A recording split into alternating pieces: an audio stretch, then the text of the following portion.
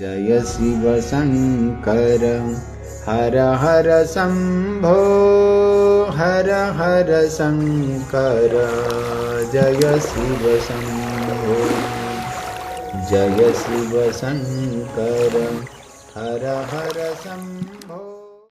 নর্মদে হর। মা নর্মদার কোলতানে মুখরিত এই পবিত্র ভূমি কেবল একটি পর্যটন কেন্দ্র নয়, এটি এক আধ্যাত্মিক চেতনার কেন্দ্রবিন্দু। মধ্যপ্রদেশের খড়গনে জেলায় অবস্থিত মহেশ্বর ঘাট, যা ইতিহাসের পাতায় তার আভিজাত্য আর ভক্তির জন্য আজও অম্লান।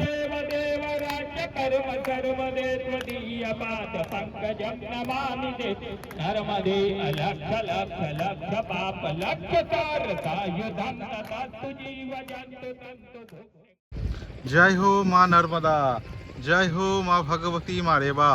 মা নর্মদাজির সুন্দর দর্শন করছেন মহেশ্বর ঘাট থেকেই। জয় হো মা নর্মদা, জয় হো মা ভগবতী মা রেবা। মা আলিয়া দেবীর এই ঘাট মহেশ্বর থেকে দর্শন করছেন মা নর্মদাজির। মা নর্মদাজির দর্শন মাত্রই মানুষের পুণ্য লাভ হয়, মানুষের আধ্যাত্মিক উন্নতি ঘটে, পাপ মোচন হয় এবং নিজের চরম সত্যকে উপলব্ধি করা যায়। জয় হো মা নর্মদা, জয় হো মা ভগবতী মা রেবা।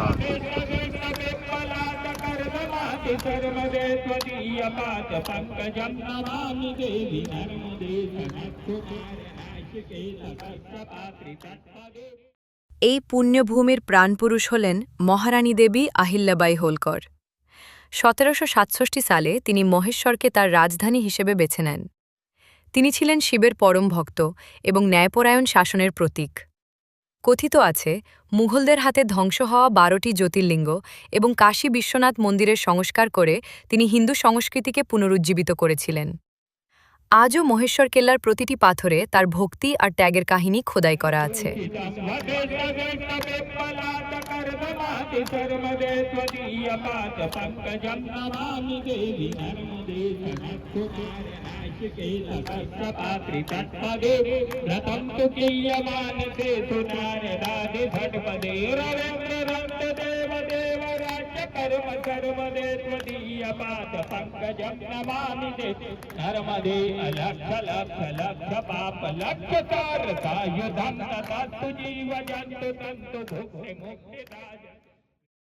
ভারতবর্ষের পবিত্র মাটিতে যখনই কর্তব্যের সাথে ভক্তির মিলন ঘটেছে, ফুটে উঠেছে একটিই নাম, মাতৃ অহল্যাবাই হোলকর।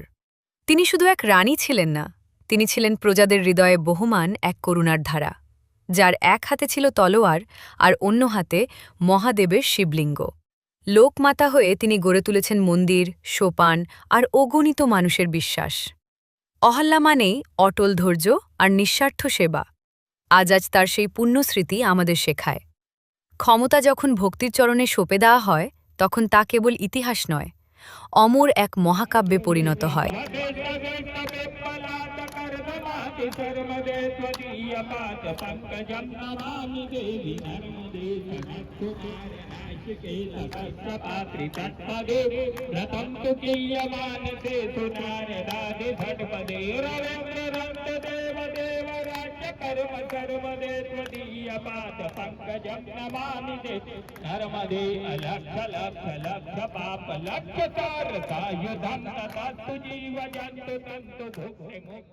নর্মদার প্রতিটি কণা যেখানে শিবের রূপ, সেখানে পা রাখা কি সম্ভব? পুণ্যময়ী দেবী অহল্যাবাই নর্মদার শীতল জলে কখনো পা রাখতেন না। লোকে যখন কারণ শুধাত, তিনি পরম ভক্তিতে বলতেন, এই যে পাথরগুলো দেখছ, এগুলো তো কেবল পাথর নয়, এ যে আমার মহাদেবের এক একটি রূপ। নর্মদার প্রতিটি শঙ্কর পাথরে আমার প্রভুর বাস। মায়ের সেই আরতি আর পবিত্র স্পর্শ ছাড়া নর্মদা পূজা আজও আমাদের শেখায়, ভক্তি মানে শুধু প্রার্থনা নয়, ভক্তি হল সৃষ্টির প্রতিটি ধূলিকণার প্রতি অপরিসীম শ্রদ্ধা।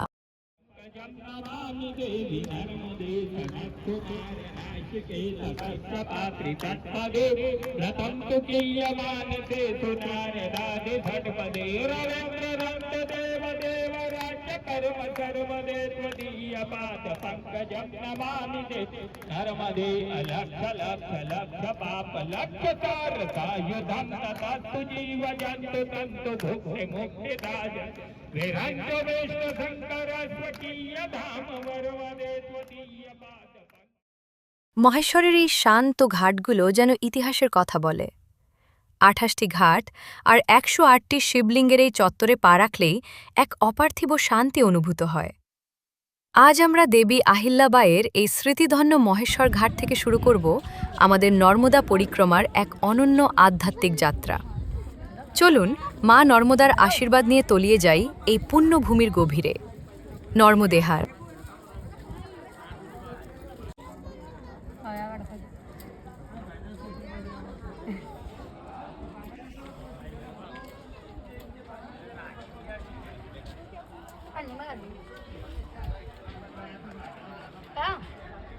দমদম নাগের বাজারের চেনা কোলাহল পেরিয়ে সময়ের সীমানা ছাড়িয়ে এক বাঙালি মহারাজ আজ পাড়ি দিয়েছেন অমৃতের সন্ধানে। জড় জগতের মায়া ছিন্ন করে তার এই পরিক্রমা এখন অন্তহীন মুক্তির পথে। প্রণাম জানাই সেই পরমাত্মার চরণে যার যাত্রা আজ অসীম থেকে অসীমে। নর্মদে হার নর্মদে মহারাজ জি, আপনার নাম? সন্তোষ কুমার মুকিম, কোথা থেকে? কলকাতা থেকে। আচ্ছা মহারাজ জি, মা নর্মদাজির পরিক্রমার করার নির্ণয় কেন নিয়েছেন? নিলাম, এমনি মনে চলে এলো দেখে। কোথায় দেখেছেন? এই ইউটিউবে। ইউটিউবে দেখেন আপনি? হ্যাঁ। লোক বলেন যে মা নর্মদাজির পরিক্রমা করলে কি ফল পাওয়া যায়? বলে মুক্তি পাওয়া যায়। আর লোক এটাও বলেন যে মা নর্মদাজির পরিক্রমা করলে পরিক্রমাবাসী হার মনোকামনা পূরণ হয়। আপনার কোনো এরকম মনোকামনা আছে? না, এমনি কোনো মনোকামনা নাই, যা মায়ের ইচ্ছা। আচ্ছা, বাংলা এবং বাঙালি জাতি মা নর্মদাকে তেমনভাবে জানে না। জানি না তো। হ্যাঁ, আমার উদ্দেশ্য এটাই যে মা নর্মদাজির বাংলা এবং বাঙালির কাছে মা নর্মদাজির প্রচার প্রসারণ করা। কলকাতা জানে না লোকে। হ্যাঁ, কেমন লাগছে মহারাজ জি? খুব ভালো। কোথা থেকে তো উঠেছেন? ওঙ্কারেশ্বর। ওঙ্কারেশ্বর থেকে উঠিয়েছেন। আচ্ছা মহারাজ জি, যারা বলেন যে পরিক্রমা করার ইচ্ছা আছে এবং সাথে কি রাখবো, আপনি যদি বলেন সাথে কি কি রাখতে হবে বলুন না। 2 জোড়া কাপড় আর হ্যাঁ। পুজোর জিনিস, বাস। আচ্ছা,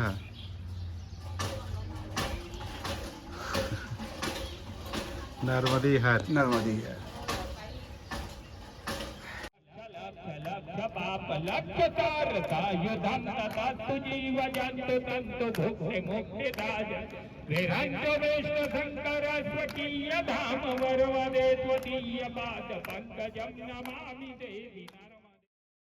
পরিক্রমার পথে এক দিব্য মহাত্মার বাণী।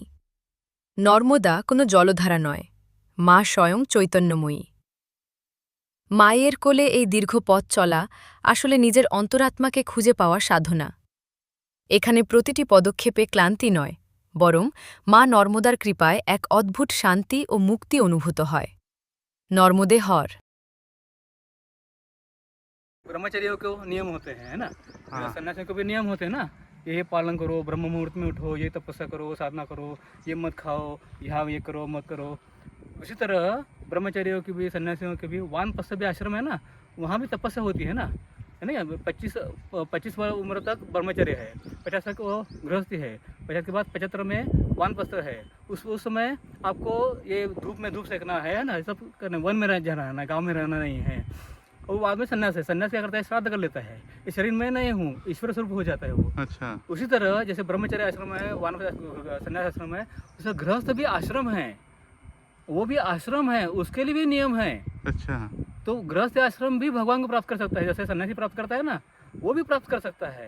लेकिन लोग अभी क्या कर रहे हैं, गृहस्थ आश्रम भूल रहे हैं, उसके भी नियम भूल रहे हैं लोग। कभी भी उठो, कभी भी खाओ, कैसे भी करो, क्या भी करो। तो ये अभी क्या रहे पढ़ाई मिल रही है, कोई सुविधा मिल रही है, आप लोगों को पैसा भी आ रहा है, तो उसमें उलझ गए लोग ना। तो ये मूल तत्व भूल गए हैं कि हम ईश्वर को प्राप्त करना, ये सबका उद्देश्य है ना। ब्रह्मचर्य संन्यास का उद्देश्य वही होता है कि ईश्वर प्राप्त करके वो ईश्वर की सेवा करे, समाज की सेवा करे। उसका गृहस्थी भी उसको समाज की सेवा करनी चाहिए, उसको भी ईश्वर प्राप्त होना चाहिए, लेकिन वो भूल गए। थोड़ा सुबह पाठ कर लेते हैं भगवान का 5 मिनट के लिए, हो गया उसका काम, भगवान का संबंध छूट गया।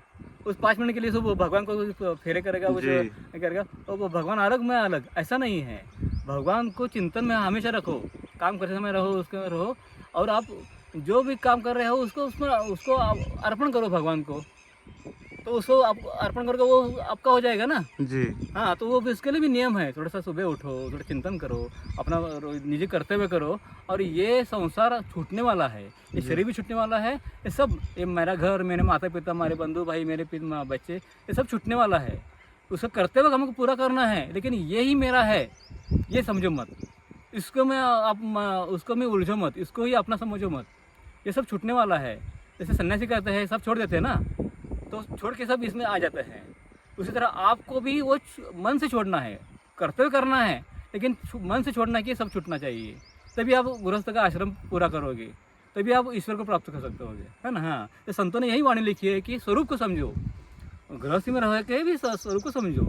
और इसलिए सत्संग करो, भगवान संतों का ग्रंथ पढ़ो या साधु के साथ संगत करो, यानी आपको ये अच्छी बातें आप में आ जाएगी। नहीं तो आप उसमें उलझ जाओगे ना, मेरा घर है, मेरा पौंसा है, मेरे पैसा है, उसके में आप इतना उलझ जाते कि वो आप उसके लिए समय निकालते नहीं, दूसरे के अपने स्वयं के लिए निकालते नहीं। चिंतन करो, उसके लिए थोड़ा चिंतन होना चाहिए, बस। और क्या चाहिए? नर्मदे हर। সেই মুহূর্তগুলো ছিল এক দিব্য আশীর্বাদের মতো। যখন মহাত্মাজির পদতলে মা নর্মদার পথ ধরে হাঁটছিলাম, তার প্রতিটি কথা যেন রহস্যের এক একটি পর্দা সরিয়ে দিচ্ছিল। নর্মদা পাড়ের প্রতিটি কঙ্কর আর প্রতিটি বৃক্ষ যে কত গভীর আধ্যাত্মিক রহস্য লুকিয়ে রেখেছে, তা তার সান্নিধ্য ছাড়া বোঝা অসম্ভব ছিল।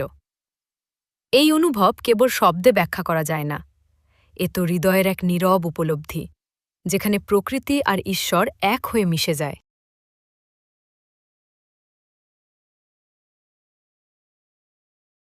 अपने धर्म का एक धर्म और आध्यात्म अलग है। धर्म क्या है, हमको बताता है कि कैसा रहना है है ना। और आध्यात्म क्या करता है, आध्यात्म स्वयं को भूलना है, ईश्वर के साथ एकरूप होना है, ये हमको आध्यात्म सिखाता है।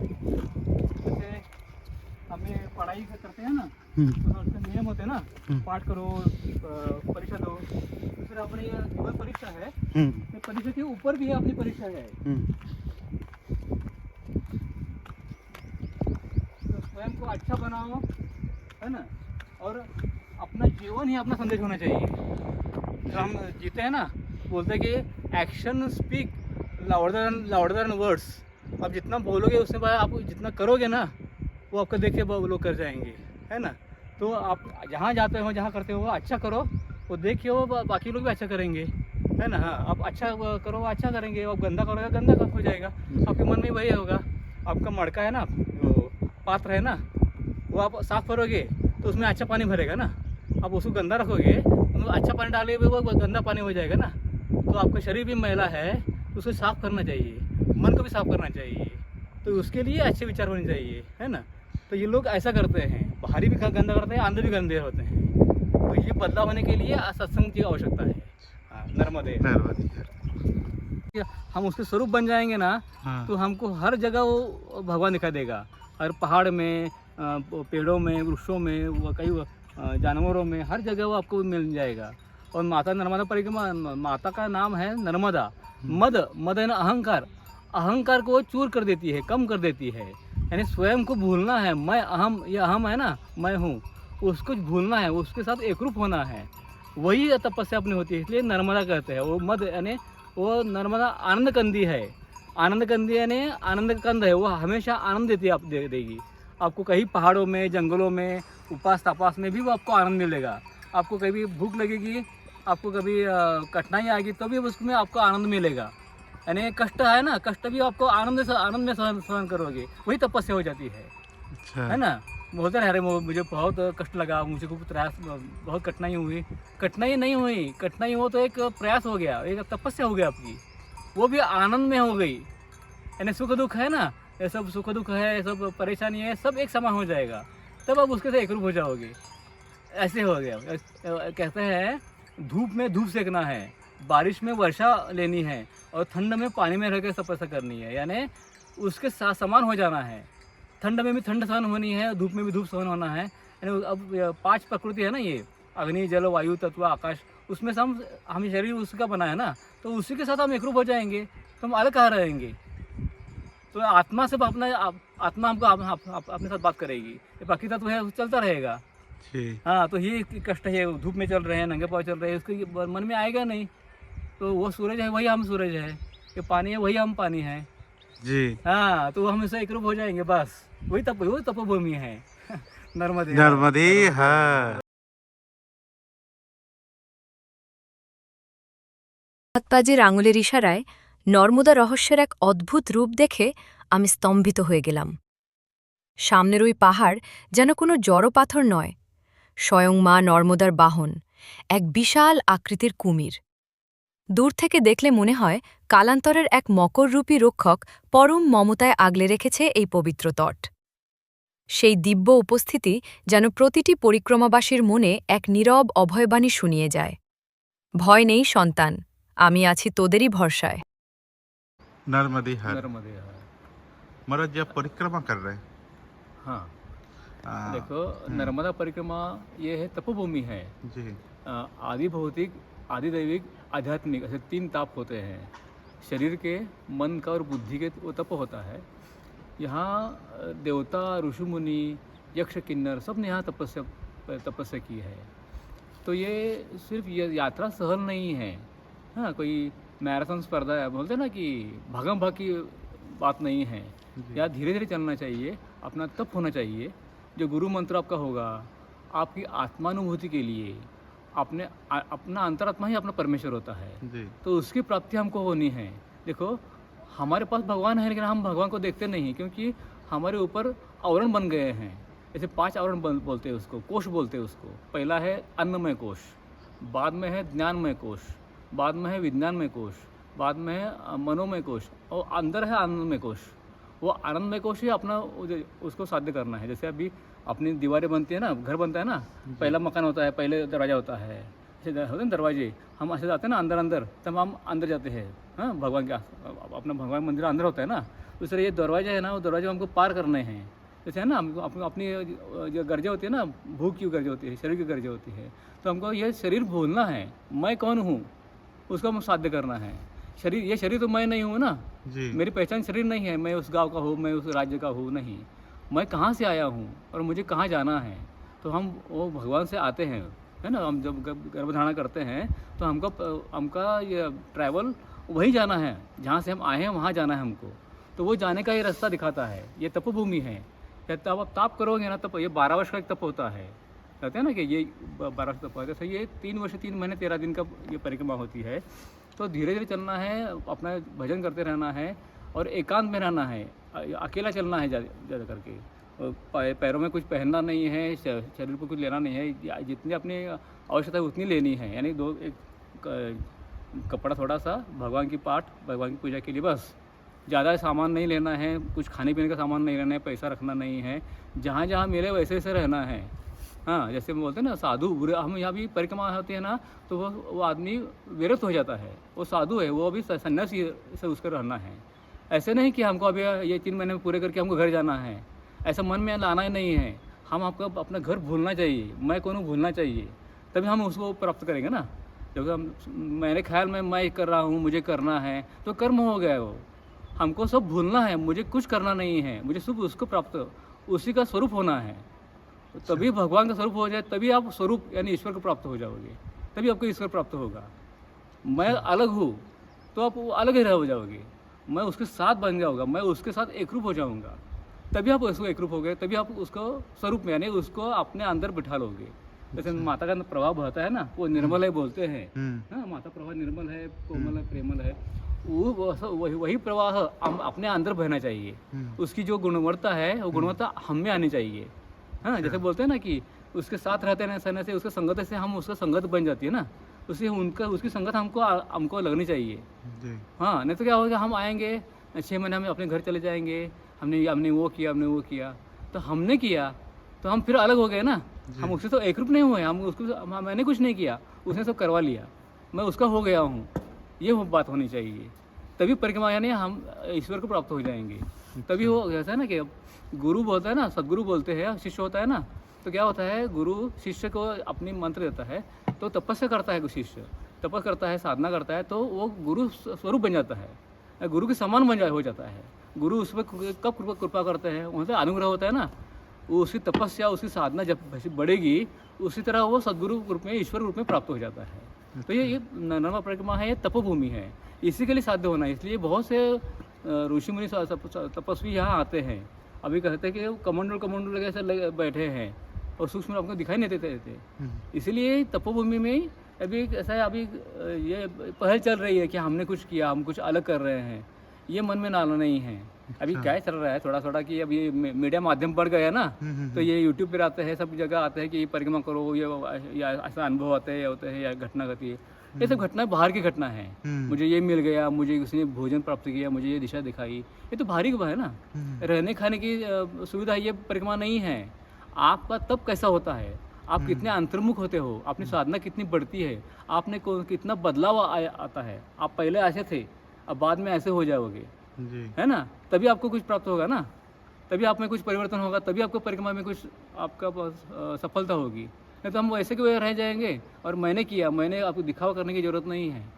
आपको ना बोलते हुए आपको सब बाकी लोगों को समझ में आएगा कि इसमें कुछ बदलाव है, इसने परिक्रमा की है, इसमें कुछ बदलाव आ गया है।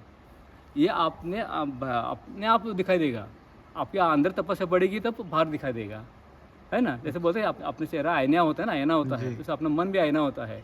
तो बाकी के लोगों को, समाज को आपको देख के ही अरे इसमें कुछ परिवर्तन बन गया है, वो परिक्रमा का तपस्या है, ये समझ में आना चाहिए, ना बोल के ना कुछ बताने से। तो ये वही आंतरिक साधना है, ये अंतर्मुख साधना है, नर्मदा परिक्रमा है। अच्छा, हाँ, और कुछ पूछना है आप बहुत बता सकते हैं। उसमें नियम भी बहुत है। सुबह जल्दी उठना है, प्रातः ब्रह्म मुहूर्त में अपना ध्यान जप करना है, एकांत में रहना है, ज़्यादा किसी से बातें नहीं, किसी विषय में बातें करना नहीं है, सिर्फ उसका भगवान चिंतन करते रहना है। जो जितना आप मानस पूजा करोगे भगवान की, बाहरी पूजा तो है, आप पूजा पाठ करते हो, वो भी आवश्यक है, लेकिन अंतर पूजा बहुत होनी चाहिए, है ना। और ये गुरु का स्मरण होना चाहिए, और मैं को भूलना चाहिए। मैं कौन हूँ भूलना चाहिए, शरीर मन अपने को भूल के उसको। और तो संस्कृति अलग अलग थी ना दोनों। तो ये पहाड़ी है, देखो उत्तर तट है ना किनारा, उस पर विंध्य पर्वत है, और ये दक्षिण तट पर सातपुड़ा पर्वत है। तो ये विंध्य पर्वत बहुत बड़ा था, उसको अहंकार हो गया था कि मैं बहुत बड़ा हूँ। उसने तो उसके गुरु थे ना वशिष्ठ ऋषि, वो अगस्त्य ऋषि, वो आए थे यहाँ। तो वो विंध्य पर्वत गुरु के चरण छूने के लिए झुक गया, तो उसने कहा कि ऐसे ही झुक रहे हो, तो वो नीचे उठ, ऐसा उसका मान्यता है। तो विंध्य पर्वत है, सातपुड़ा पर्वत है, ये तपोभूमि है। ये पहाड़ी में चलते हैं ना, तो माता जी उत्तर यहाँ पूर्व से पश्चिम आते हैं ना, बहुत पहाड़ों को चीर के निकली है। इसलिए उसको 3 वर्ष 3 महीने 13 दिन लगे उसको आने के लिए, वहाँ से समुद्र जाने के लिए। अच्छा। हाँ, और दूसरी मान्यता ऐसी है कि किनारे पे बहुत ऋषि मुनि ने, देवता ने तपस्या की है ना, जैसे अगस्तेश्वर, भृगु ऋषि ने तपस्या की, भृगेश्वर, भरूच नाम बगैर गुजरात में है। अगस्त्य ऋषि का अगस्तेश्वर, वह महादेव स्थापन किया। जनकेश्वर, जनक राजा ने तपस्या की, जनकेश्वर। रामेश्वर, हनुमान जी ने तपस्या की है, राम जी ने तपस्या की है यहाँ, तो हनुमंतेश्वर, जनकेश्वर, अगस्तेश्वर, ऐसे नाम पड़ गए हैं यहाँ। बहुत पांडवों ने भी तपस्या की है, देवता ने तपस्या की है। चंद्रेश्वर, गरुड़ेश्वर, ऐसे स्थान हैं। जो गरुड़ वाहन ने तपस्या की थी, उसका अहंकार हो गया था कि मैं विष्णु का वाहन हूँ, है ना, मैं से कुछ नहीं होता, मेरे बगैर उनका कुछ नहीं होता, उसका अहंकार हो गया। उसने तपस्या की, उसे करनी पड़ी, इसलिए ऐसा स्थान बन गए हैं सभी। तो ये स्थान का महत्व है ना, यहाँ 3 दिन रुको, 5 दिन रुको, वहाँ तपस्या करो, इसलिए उसका ये समय भी बढ़ गया है इतना। ये 3 वर्ष 3 महीने 13 दिवस, ऐसा उसका महात्म्य है इसका। हाँ, और ये कैसा है कि आप कहीं भी किनारा आप देखो माता के किनारे पे कुछ ना कुछ आपको नया दिखाई देगा। और देखो बीच में आप अभी पीछे चल रहे थे ना, वहाँ माता किनारे पे मगरमच्छ है ना, मगरमच्छ आकार से पहाड़ बन गया है बीच में। अच्छा। हाँ, आगे गौमुख है, गौ माता का गौमुख से ऐसा बन गया है। एक जगह पर तो ऐसा है कि जहाँ यज्ञ कर रहे थे ना प्रभु राम जी, तो यज्ञ कुंड हुआ ना कि अश्वमेध यज्ञ कर रहे थे ना, तो अश्व घोड़ा एक जगह पर माथा किनारे पे गया था और एकदम नीचे पानी में चला गया। तो हनुमान जी और शत्रुघ्न जी उनको ढूंढने गए, तो दोनों वहाँ गए, उन्होंने भी यहाँ डुबकी लगाई नीचे। तो वह नीचे माता के नीचे पाताल में एक मोटा बड़ा सा सभागृह था, वहाँ रानी थी, वहाँ घोड़ा चला गया था वो, उसने उसको पकड़ के रखा था। तो हनुमान जी बोले कि ऐसा ऐसा अपना यज्ञ है, हम राम जी का ये घोड़ा है, आपको छोड़ दो। तो ये स्थान ऐसे माता के किनारे पे है। ऐसे बहुत बहुत स्थान हैं। अच्छा जैसे हमको हाँ, तो एक आत्मकोट स्वामी थे तिलकवाड़ा ने, उन्होंने इस पुस्तक लिखी है, उसमें तीर्थ का वर्णन किए है। तो ऐसे ऐसे तीर्थ है यहाँ, ऐसे कि नहीं यहाँ यज्ञ किया है। अभी हनुमान जी लंका से है ना विजय होकर राम जी चल रहे थे ना पुष्पक वाहन से जा रहे थे अयोध्या। तो बीच में हनुमान जी कहे कि यहाँ मेरी माता जी का स्थान है, हम यहाँ रुकते हैं, माता के दर्शन करके चलते हैं। तो वहाँ पीछे दूध गंगा नाम का एक स्थान है, वहाँ अंजनी माता का वहाँ स्थान है वहाँ। तो वहाँ आए थे दोनों। तो लक्ष्मण जी ने तो माता जी ने कहा क्या, अंजनी माता ने, अरे ऐसा आपने क्यों किया? हनुमान जी को कहती हैं कि अरे आप प्रभु जी को इतना आपने क्यों कष्ट क्यों दिया रावण को मारने के लिए? आप तो सक्षम थे ना, आप तो शक्तिशाली हो, मेरे दूध का आपने अपमान किया। ऐसा अंजनी माता हनुमान जी को कहती है कि तुमने प्रभु को क्यों कष्ट दिया रावण को मारने के लिए, स्वयं क्यों नहीं मारा? तो लक्ष्मण कहते कि अरे ये माता तो बहुत बोल रही है, ऐसा कुछ उसमें कुछ अहंकार आ गया, कैसा उसमें आत्मान में आता है लक्ष्मण जी के। तो वो बोल भी लेता है कि लक्ष्मण कह रहे ऐसा माता कि आप ऐसा क्यों बोल रही है? तो बोलता है नहीं, मेरी दूध में इतनी शक्ति है, तो दिखाती है कि दूध निकलता है वहाँ से वो नदी बह गई है। अच्छा वो नदी प्रभाव माता जी में मिली है, नर्मदा माता में। ऐसा एक स्थान है, ऐसे स्थान के महात्म्य है वहाँ। तो वहाँ आपका क्या है, चिंतन होता है ना। देखो ये पुराण की कथा होती है, लेकिन कथाओं में भी क्या है, वो चिंतन होना चाहिए, भगवान का स्मरण होना चाहिए। हम जब चलते हैं ना तो उसका हमेशा नामस्मरण होना चाहिए, ध्यान होना चाहिए, बाकी के बातों में उलझना नहीं चाहिए। हम बोलते हैं ना कि हम प्रभु का नाम लेते रहो। जैसा अभी वाल्मीकि रामायण, वाल्मीकि ऋषि हुए थे ना, वो तो वाला कोली थे, वो उसको राम भी बोलना नहीं आता था, वो मरा मरा करते थे, मारने का भाषा मारा मरा करके वो राम हो गए। तो राम का नाम रटते रहे तभी वो वाल्मीकि बन गए। जैसे ध्रुव राजा हो गया ना, उसने तपस्या की, प्रहलाद ने तपस्या की। उसी तरह ये तपोभूमि है। तो आप भगवान का नाम लेते रहो, जिसका अपना जप दिया है गुरु ने, वो गुरु का जप करते रहो। जो जितना आप करोगे उतना आपको तपस्या बढ़ेगी, ईश्वर की प्राप्ति होगी। अच्छा। इसलिए तपोभूमि है ये, इसलिए तपस्या मनवा परिक्रमा चलती महाराज जी है। आपका नाम? हमारा नाम तो छोटा ही है, क्या चंद्रशेखर है, दीनदास बोलते हैं हम स्वयं को। अच्छा हाँ। महाराज जी आपने कितने बार नर्मदा परिक्रमा करी है? हमने 12 वर्ष पहले हमसे एक नर्मदा परिक्रमा हुई थी। अच्छा हाँ, तब हमारी थोड़ी जिम्मेदारी थी, इसलिए हम 1.5 वर्ष में किया था, एक चातुर्मास किया था। अच्छा हाँ, अभी 3 वर्ष 3 महीने 13 दिन की परिक्रमा का चल रहा है। अच्छा धीरे धीरे करेंगे ऐसा, तो वो सब वो करवा लेगी, उसके सब सहारा है। अच्छा अच्छा महाराज जी, मेरा और प्रश्न एक है कि जैसे संसार में 5 घट विकार है, काम, क्रोध, लोभ, मोह और इच्छा। ये काम तो बहुत प्रबल है, हाँ तो इसको कैसे बांध के रखे प्रभु?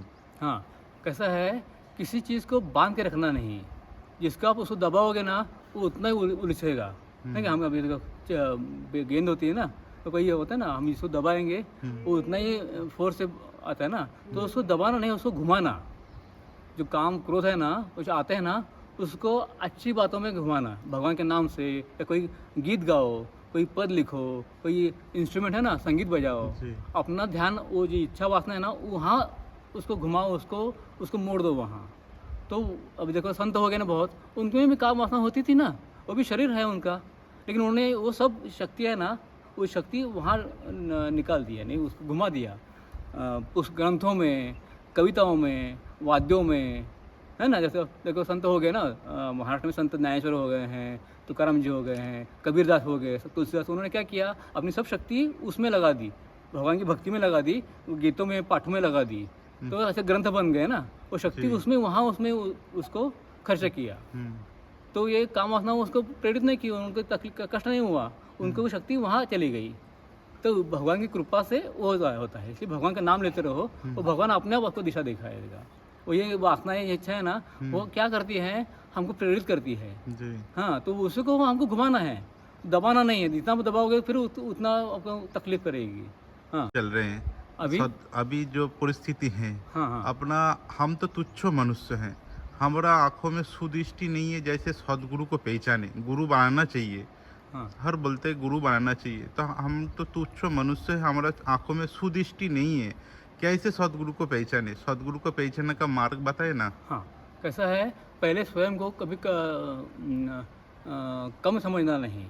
हमको शरीर मिला नहीं, मनुष्य शरीर, ये बहुत पुण्य का हम किया है इसलिए शरीर मिला है। नहीं तो कितनी योनियाँ हैं, पशु योनियाँ हैं, पक्षी योनियाँ है ना, हर जीव योनियाँ, लेकिन हमको ये जन्म मिला है कुछ पुण्य से मिला है, हमको विचार करने की शक्ति मिली है। दूसरी बात है, हम में आवरण बन गए हैं, हमें संस्कार नहीं है, इसलिए हमको ऐसा लगता है कि हम कुछ हम शुद्ध हैं, कि हम तुच्छ हैं, ऐसा समझते हैं, लेकिन नहीं, ऐसा नहीं है। आपके अच्छे संस्कार मिलेंगे, अच्छे से आपकी संगत मिलेगी ना, तो आपके विचार बन जाएंगे, अच्छे बन जाएंगे। तो अच्छा पाठ पढ़ो, अच्छे विचार करो, अच्छे भजन करो। और दूसरा बात है कि गुरु हम करना ऐसा नहीं है, गुरु प्राप्त हो जाते हैं। गुरु कृपा होती है ना, हाँ। तभी उसका अनुग्रह होता है। तो आप में जो तड़प होनी चाहिए कि मुझे गुरु चाहिए, मुझे गुरु चाहिए, मुझे भगवान चाहिए, तो आप उसी को रटते रहो, उसको ध्यान करो। जितना आप बोलते हैं ना, क्या करोगे ना कॉन्सेंट्रेशन, उतना आ जाता है ना, तो उसको आप ध्यान करो, फोर्स करके मुझ पर कृपा करो, मुझ पर कृपा करो, प्रार्थना करो, है ना, तो वो गुरु प्राप्त हो जाएंगे। देखो, जैसे हम जो माता होती है, उसका ध्यान बच्चे के ऊपर रहता है ना, वो काम करती है, लेकिन उसका ख्याल बच्चों पर रहता है। वो यहाँ भी काम करे, उसका कान वहाँ होते हैं, है ना, तो जरा भी कोई जब बच्चा आवाज़ करता है वो दौड़ के आती है। उस तरह हम भी ऐसा ही होना चाहिए कि हमको जो बच्चे तरह हमको माता को पुकारना चाहिए, तो माता आ जाएगी ना। हम पुकारते नहीं, हम सब मिलते हैं हमको, तो वो तड़प होनी चाहिए। वो तड़प के लिए थोड़ा सा शारीरिक कष्ट थोड़ा ले लो, अपनी जो आवश्यकता है ना उसको कम कर दो। फिजिकल है ना, अभी हमको जो गाड़ी चाहिए, हमको पैसा चाहिए, हमको मकान चाहिए, थोड़ा कम कर दो। यानी जितना आपको आवश्यकता है उतना ही ले लो, ज़्यादा उसमें उलझो मत। संसार करना है, आवश्यक है, लेकिन उसमें ज़्यादा उलझना नहीं है, है ना। इसका जितना बड़ा होगा तो वो बढ़ता जाएगा, आपका फिर वो परेशानी बढ़ती जाएगी। आप अपने ध्यान थोड़ा उस पर डाल दो, तो अपने आप मिल जाएगा। नर्मदे नर्मदे।